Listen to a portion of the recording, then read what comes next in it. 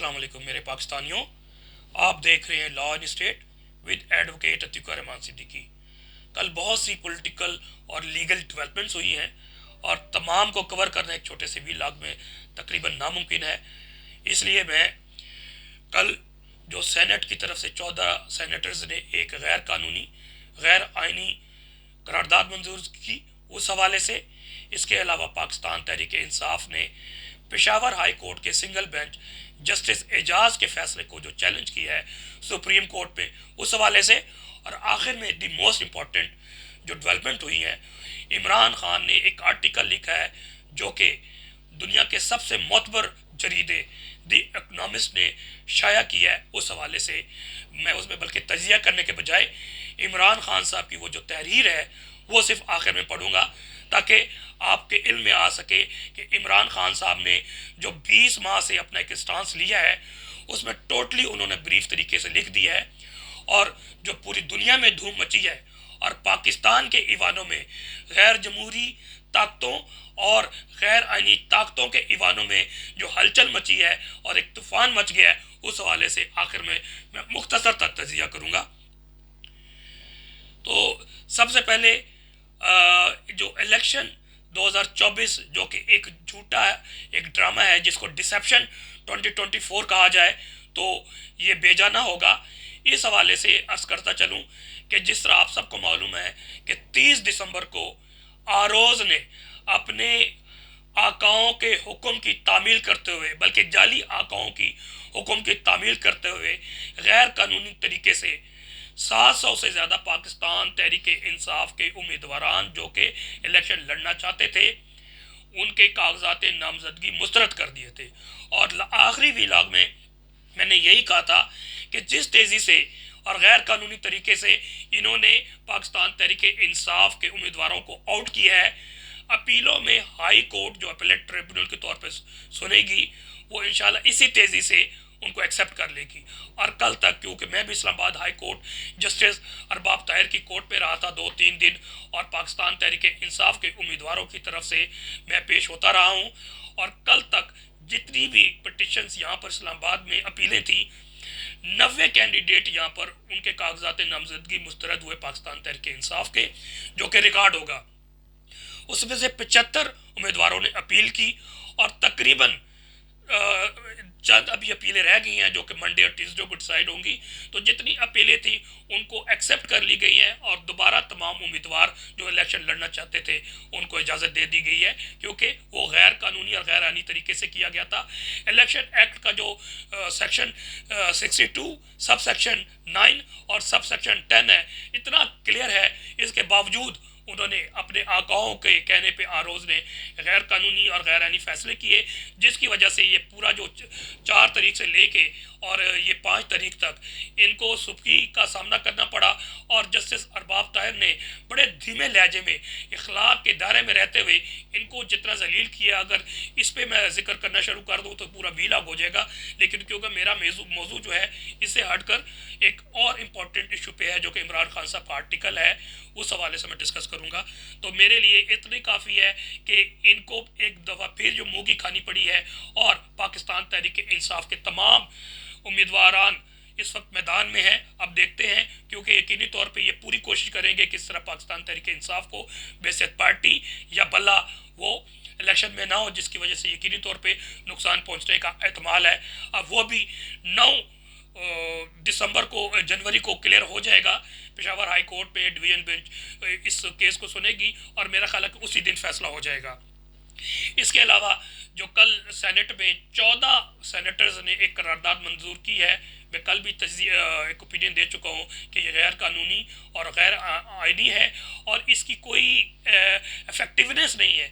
ये सिर्फ ऑप्टिक्स की गेमें होती हैं जो मुक्तदर हल्के जो गैर जमहूरी ताकतें इस वक्त पाकिस्तान को मुख्तसरी जो इस्टेब्लिशमेंट पाकिस्तान के साथ जो हाल कर रही है, ये स्टोरी बिल्ड करती है ताकि अखबारात में और टीवी में इसी चीज़ को चलाया जाए, क्योंकि पाकिस्तान तहरीक इंसाफ का तो बिल्कुल पॉइंट ऑफ व्यू लिया नहीं जाता, जो कि 70-80% इस पाकिस्तानियों को रिप्रेजेंट कर रही है।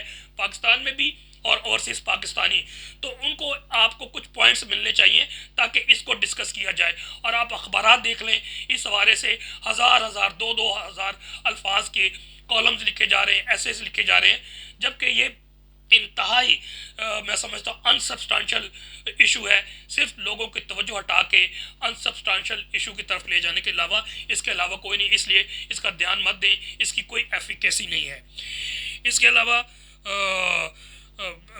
जो इमरान खान साहब ने जो तहरीर लिखी है, जो कि ऐसे लिखा है, दी इकोनॉमिस्ट में छपा है, जिसकी वजह से पूरे दुनिया में इस वक्त पाकिस्तान तहरीक इंसाफ या पाकिस्तान में जो 20 माह में हुआ है अमेरिका के हाथों, और अमेरिका ने जो जनरल बाजवा के ज़रिए या इस वक्त मौजूदा इस्टेब्लिशमेंट के ज़रिए कर रही है, उसका जो है ना अहाता किया उन्होंने। उस हवाले से दी इकोनॉमिस्ट के हवाले से मैं मुख्तसर तारफ़ करवा दूँ, ये दुनिया का सबसे मोतबर जरीदा है जो कि एक हफ्ते में शाया होता है, और सबसे कीमती तरीन जो है जरीदा समझा जाता है, जो कि इंग्लैंड लंदन से शाया होता है, लेकिन पूरी दुनिया में पढ़ा जाता है, ख़ासकर अमेरिका में इसको पढ़ा जाता है। और आपको मालूम है कि पूरी दुनिया की लॉबिंग जो है वो अमेरिका से होती है। तो इस वक्त हॉट और बर्निंग इशू पाकिस्तान के अलावा पूरी across the globe Imran Khan है, और इमरान खान ने जो कि पहले भी नैरेटिव था अब इकनॉमिक्स में छपा है, जिसकी वजह से इमरान खान का जो इंस्टांस है पूरी दुनिया में डिस्कस हो रहा है, अखबारों में लिखा जा रहा है, प्रोग्राम का की जीनत बन रही है। तो ये बहुत इंपॉर्टेंट एस्पेक्ट है। और इमरान खान साहब ने जो एलिगेशन अमेरिका पे और पाकिस्तानी इस्टेब्लिशमेंट में लगाया था, दोबारा से वो जीनत है। आप अंदाज़ा लगा लीजिए कि ट्विटर में इन्होंने ट्वीट किया, इकनॉमिस्ट ने, इमरान खान साहब का जो आर्टिकल है, और ये तमाम रिकॉर्ड तोड़ दिए इकनॉमिस्ट के। यानी कि जब आप कोई कॉलम इकनॉमिस्ट शाया करती है तो ज़्यादा से ज़्यादा लोग जो है उसको फॉरवर्ड करते हैं, 100 200 300 फॉरवर्ड करते हैं, लाइक चंद सौ होते हैं, या इसी तरह से उसको जो है फर्दर फॉरवर्ड करने का और अपने कमेंट्स के ज़रिए जो करते हैं इंतहाई महदूद होता है। इमरान खान साहब का ये आर्टिकल लाइक के हवाले से, फॉरवर्ड के हवाले से, या उस पर तजिया करने के हवाले से वो हर रिकॉर्ड तोड़ दिया है। इमरान खान साहब का ये आर्टिकल जो है एक दिन में 1 मिलियन से ज़्यादा लोगों ने जो है ना पढ़ा है। इसके अलावा लाइक जो है तकरीबन 1 लाख से ज़्यादा, जबकि 1000 लाइक भी अगर हो जाए इकोनॉमिक्स में तो समझा जाता है कि एक बहुत बड़े तबके ने इसको पढ़ा है और इसको लाइक कर रहे हैं। तो जितने भी रिकॉर्ड ट्विटर के हवाले से है या सोशल मीडिया के हवाले से है, इमरान खान साहब के आर्टिकल ने ये क्रॉस कर लिया। और पूरी दुनिया में मैं समझता हूँ कि इमरान खान साहब, हम पहले कहते हैं कि इमरान खान साहब पाकिस्तान के हीरो नहीं रहे, अब पूरी दुनिया में गो के पहले ही फ़ैन थे, लेकिन वक्त के साथ साथ पूरी दुनिया के इस वक्त मकबूल तरीन इमरान खान साहब है। और पाकिस्तान में अब इमरान इमरान इमरान नहीं होता, पूरी दुनिया में इस वक्त इमरान खान के चर्चे और तजिए हो रहे हैं। दूसरी तरफ जो गवर्नमेंट ऑफ पाकिस्तान, जो कि नाजायज़ गवर्नमेंट ऑफ पाकिस्तान इस वक्त है, क्योंकि वो गैर आइनी है, उसी का गैर नाजायज़ जो minister for information Murtaza Solanki साहब फरमाते हैं कि हम इकोनॉमिक्स को लिखेंगे और एहतजाज करेंगे कि कैदी का जो आर्टिकल है आपने किस तरह छाप दिया है। ये बेवकूफ़ शख्स और मजाक बनाएगा अपने का। ये पाकिस्तान नहीं है, आप पाकिस्तानियों को कुछ दबा सकते हैं, गो कि अब पाकिस्तानियों को दबाने वाली भी पोजीशन आपकी नहीं रही, तो इकोनॉमिक्स आपसे दबेगा, आपका बेड़ा गर्क कर देगा। अगर आपने कोई तहरीर लिखी तो आपको बुला लेंगे, आपको डेफामेशन करेगा, आपको डैमेजेस की तरफ लेकर जाएंगे, ये उनका हक है। अब पाकिस्तान का आईन और कानून क्या कहता है? जिस तरह तमाम जो कैदी हो या हवालाती हो, उनके तमाम बुनियादी हकूक़ उनको मौजूद होता है, रोटी, कपड़ा, उनको शेल्टर, उनकी रिहाइश, उनकी सेहत का ख्याल रखना वो जेल एडमिनिस्ट्रेशन का फ़र्ज़ होता है। इसी तरह कैदी को अगर किसने किताबें पढ़नी है तो वो उसका फ़र्ज़ होता है कि जेल एडमिनिस्ट्रेशन जो भी किताबें वो चाहती है उसको किताबें मिले, और किताबों के साथ कापियाँ, किताबें लिखने का भी उसका बुनियादी हक है।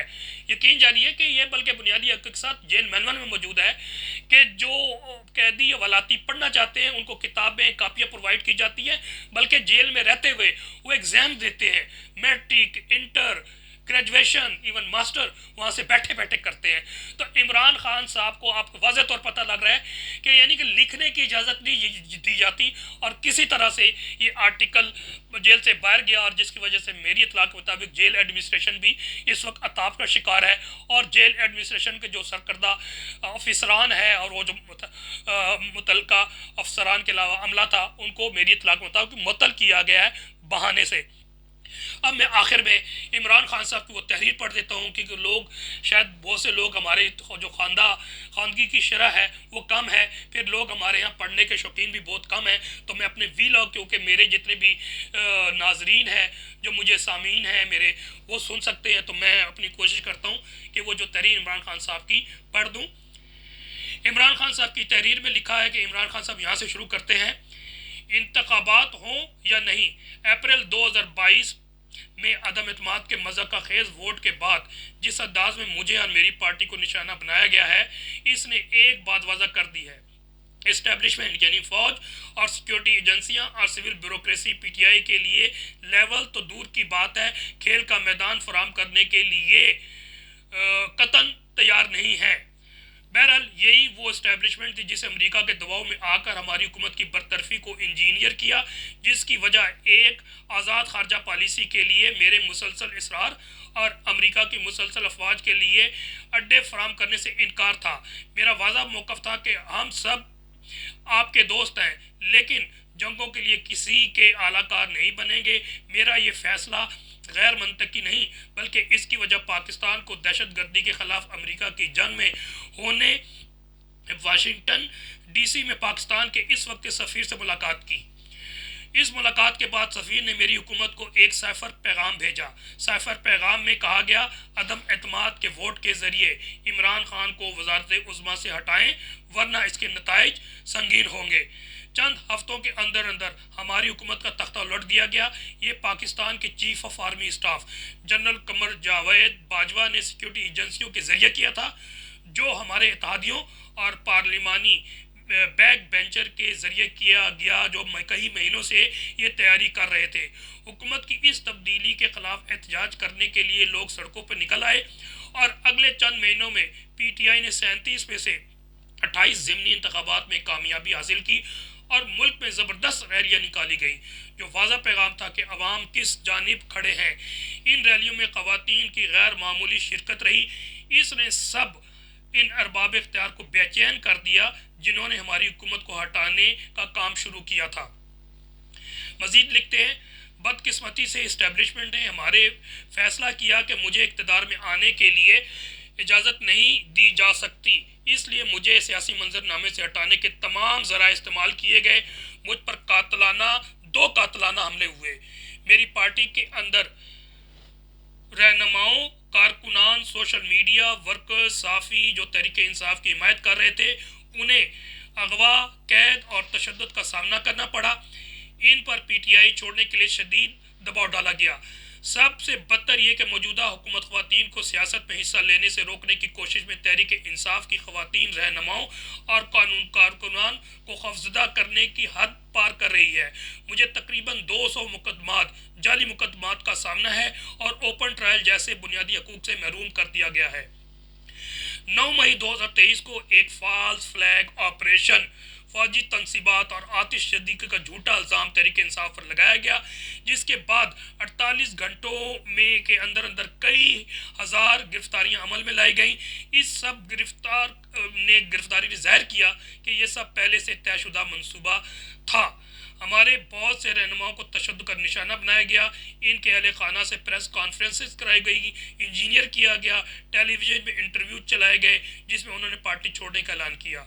कुछ को दूसरी नई बनने वाली सियासी जमातों में शामिल होने पर मजबूर किया गया। मेरे खिलाफ झूठी गवाही देने के लिए इन पर दबाव डाला गया।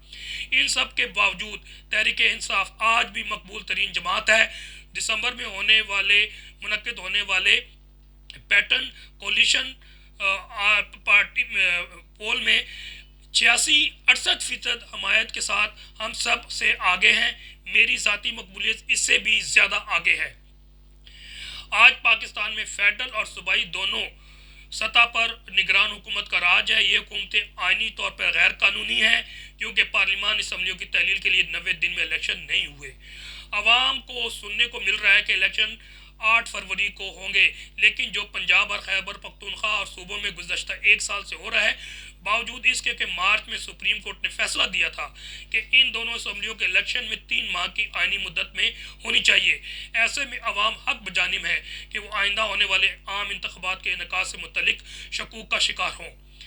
अपनी अजीब व गरीब कार्रवाइयों के बायस इलेक्शन कमीशन का किरदार दागदार है। इलेक्शन कमीशन ने जो महज आला दिलिया के हुक्म के खिलाफ वर्जी का इर्तिकाब नहीं किया, बल्कि मेरी जमात पाकिस्तान तहरीक इंसाफ के सफ़े अव्वल के उम्मीदवारों के कागजात नामजदगी मुस्तरद कर दिए हैं। इंट्रा पार्टी इंतखाबात में रुकावट डालने के लिए समेत मेरे और दूसरे पीटीआई रहनुमाओं के खिलाफ तौहीन अदालत के मुकदमात बनाए हैं, सिर्फ इसलिए कि हमने इलेक्शन की जानिबदारी कार्रवाइयों पर तनकीद की है। इलेक्शन कमीशन तहरीक इंसाफ को इलेक्शन लड़ने के हक से दस्तबरदार करने के लिए हर तरह की गैर कानूनी चालें चल रही हैं। अदलिया रोज़ बरोज़ अपनी साख खो रही है। दरियासना बदअनवानी के जुर्म में सज़ा पाने वाला साबिक वज़ीर आज़म नवाज शरीफ बरतानिया से वापस आया है, जहाँ वह एक मफरूर इश्तिहारी के तौर पर रह रहा था। नवंबर में पाकिस्तान की एक अदालत ने इसकी सज़ा को कालादम करार दे दिया। मेरा मानना है कि नवाज शरीफ ने इस्टेब्लिशमेंट के साथ एक मुआहदा किया है, जिसके तहत इसकी बरियत आइंदा इलेक्शन में इसकी हिमायत करेंगे, लेकिन अवाम अब तक तहरीक इंसाफ के साथ हैं और सिलेक्टेड को मुसलसल मुस्तरद कर रहे हैं। इन हालात में 8 फरवरी को कैसे आज़ादाना इंतखाबात हो सकते हैं, जबकि तहरीक इंसाफ के अलावा तमाम जमातों को आज़ादाना तौर पर मुहिम चलाने की इजाज़त है। मैं कैद तनाई में हूँ, गद्दारी समेत मज़ाक़ा खेज़ अल्ज़ामात में कैद हूँ। हमारी जमात के चंद रहनुमा आज़ाद हैं और छुपे हुए नहीं हैं। उन्हें मकामी तौर पर वर्कर कन्वेंशन मुनक़िद करने की इजाज़त भी नहीं दी जा रही। जहाँ तहरीक इंसाफ के कारकुन इकट्ठे होने का इंतज़ाम करते हैं, वहाँ उन्हें पुलिस की वहशियाना कार्रवाई का सामना करना पड़ता है, गिरफ्तारियों का सामना करना पड़ता है। इस मंजर में अगर इंतखाबात हुए भी तो वे तबाही और ढोंग होंगे, क्योंकि पीटीआई को इंतखाबी मुहिम के बुनियादी हकूक़ से महरूम किया जा रहा है। इलेक्शन का ऐसा मजाक मज़ीद सियासी अदम इस्तेकाम का बायस बनेगा। इसके नतीजे में पहले से ही गैर मुस्तकिम मईशत मज़ीद ख़राब होगी। पाकिस्तान के लिए आगे बढ़ने और काबिल अमल रास्ता मुनसिफाना आज़ादाना इंतखाबात हैं। पाकिस्तान के लिए आपको दरपेश बहरानों से अलग करने का कोई दूसरा रास्ता नहीं। बदकिस्मती से हम मुखालिफ सेमत गामजन हैं। ये इमरान खान साहब की जो तहरीर थी, इसमें तमाम उन्होंने मुहासबा कर लिया जो 20 माह में पाकिस्तान के साथ हुआ है।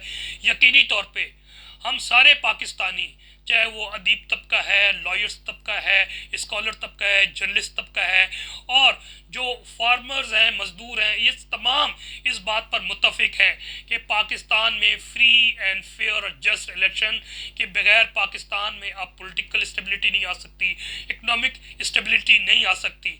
लेकिन अगर ये लोग इसके बरक्स रास्ते पे चल रहे हैं तो इसका मतलब ये है कि ये किसी और एजेंडे पे काम कर रहे हैं। जिस तरह के पहले 1960 की दिहाई में एजेंडे पे, एंटी बंगाली एजेंडे पे काम करते हुए 1971 में पाकिस्तान के 2 टुकड़े किए हैं, तो मेरा भी यही तजज़िया है कि ये गेम एक ग्रेट गेम का हिस्सा है, जिसकी जो है वेस्ट पुष्ट बनाई कर रही है और सरबराही अमेरिका बहादुर कर रहा है। और पाकिस्तान के लिए आने वाला वक्त इंतहाई ख़तरनाक हर लिहाज से लगता है। आप जिसके पास चले जाएं, जिस स्कॉलर के पास चले जाएं जो थोड़ा बहुत शऊर रखता है, तो इस बात पे मुत्तफिक होता हुआ नज़र आएगा कि लॉजिकली ये जो कुछ हो रहा है, जब एक आम शख्स को मालूम है, हमें भी मालूम है, तो फिर अरबाब इख्तियार पे जो बैठे हुए हैं, जो मुक़्तदर तबका है, गैर जमहूरी तबके हैं, इनको भी मालूम है कि हम पाकिस्तान को किस तरफ ले जा रहे हैं। यकीनी तौर पर बीइंग पाकिस्तानी, जो ये पाकिस्तान की जो शिप है, ये जहाज़ है, डुबोने की ये लोग कोशिश कर रहे हैं। हम मरते दम तक, आखिरी सांस तक पाकिस्तान को बचाने की कोशिश करेंगे। वस्सलाम। पाकिस्तान जिंदाबाद।